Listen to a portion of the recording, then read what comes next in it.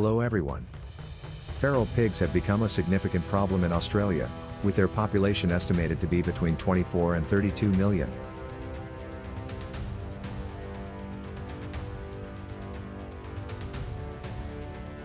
These invasive animals are drawn to the country by its abundant resources, including food and water, making Australia an ideal environment for their proliferation.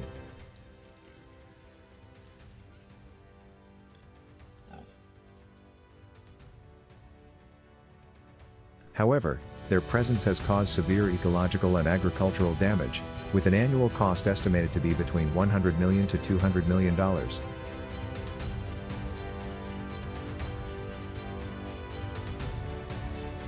Curious about the challenges feral pigs bring to Australia?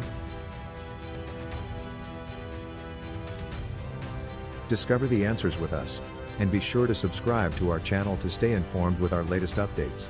Feral pigs in Australia are responsible for substantial agricultural damage, with estimates indicating that they cause approximately $100 million in crop losses annually.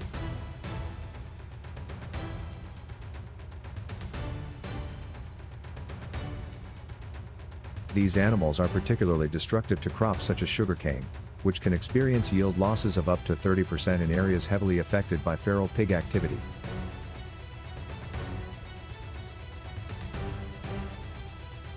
In addition to sugarcane, other crops like corn, wheat, and various vegetables are also targeted, leading to significant financial losses for farmers.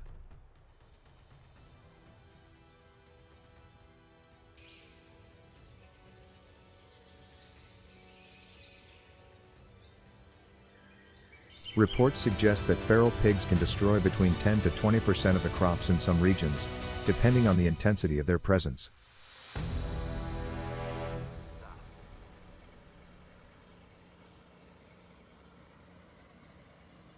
In regions like Queensland and New South Wales, where feral pig populations are particularly high, there have been reports of pigs encroaching into urban fringes.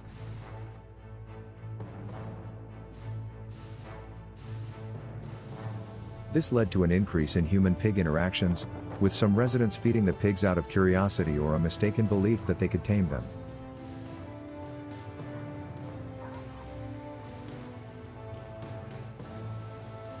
This close contact, however, soon led to serious consequences. On August 10, 2024, health authorities in these regions reported a rise in leptospirosis cases linked to increased close contact with wild boars.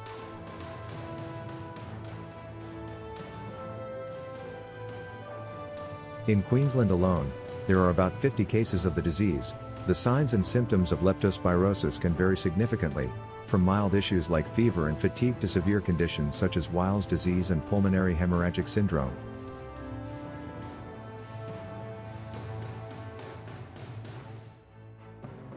So what policies should the Australian government consider implementing to effectively address these losses?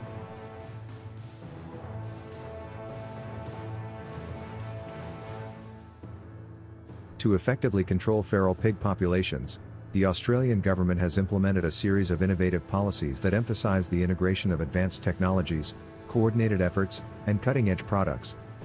But what exactly are these methods?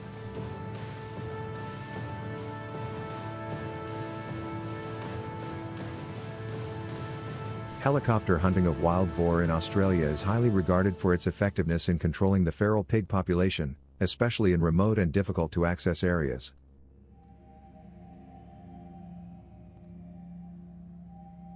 This method is particularly valued in states like Queensland and New South Wales, where feral pigs are estimated to number over 6 million.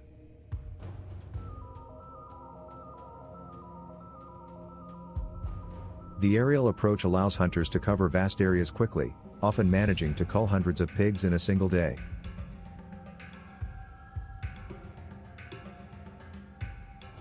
How do you think a well-coordinated team can maximize the effectiveness of a helicopter hunt for wild boar?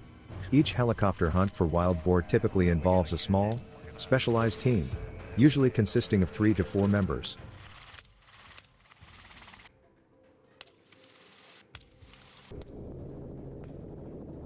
This includes a skilled pilot, 1 or 2 shooters, and occasionally a spotter who aids in locating the pigs from the air.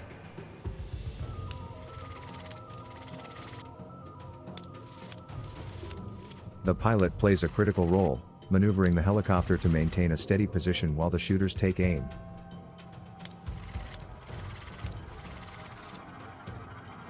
On average, a single helicopter can cover up to 1,000 hectares in a day, with the team managing to cull between 50 to 200 pigs, depending on the density of the population and terrain.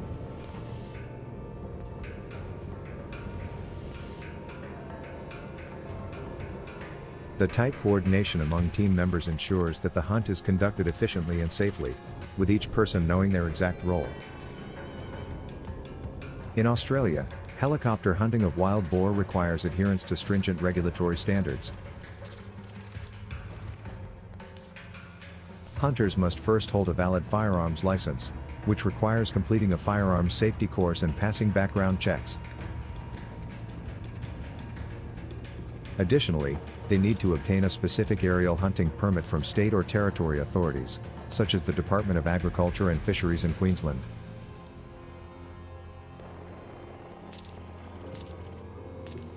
These permits are issued to ensure that hunts are conducted legally and ethically, with particular attention to animal welfare standards. In Queensland, for example, there are about 200 permits issued annually for aerial shooting operations.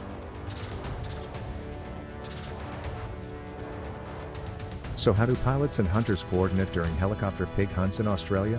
When hunting wild pigs by helicopter in Australia, the operation begins with the pilot and hunters working in precise coordination to locate the pigs from the air. The pilot maintains an altitude of around 60 to 100 meters, which allows for optimal visibility while reducing the noise that could alert the pigs. Once a group of pigs is spotted, the pilot maneuvers the helicopter to provide the hunters with a clear line of sight, often circling the area to keep the pigs within view.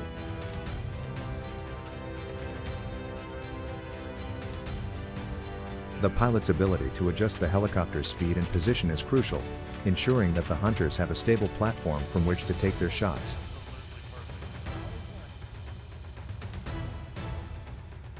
So how do you think aerial hunting impacts the effectiveness of controlling the feral pig population?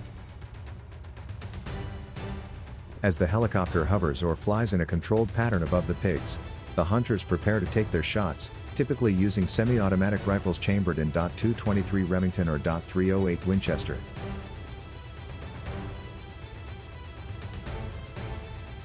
These calibers are favored for their balance of accuracy and stopping power, essential for ensuring a quick and humane kill from the air.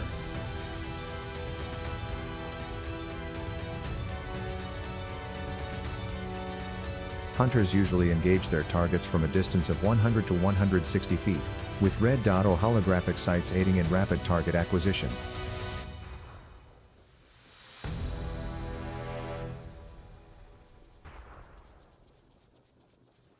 On a typical hunt, a skilled team can cull between 50 to 150 pigs in a single session, depending on the density of the population and the terrain.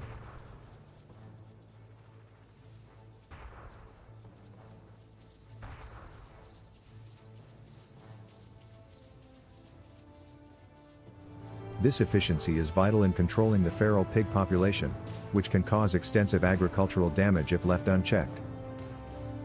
After the initial shots are fired, the pilot may adjust the helicopter's position to follow any pigs that attempt to flee, ensuring that the hunters can deliver follow-up shots if necessary. The primary goal is to minimize the number of wounded pigs that escape, as injured animals can suffer and continue to cause damage. This careful approach ensures that no injured animals are left behind, aligning with ethical hunting practices.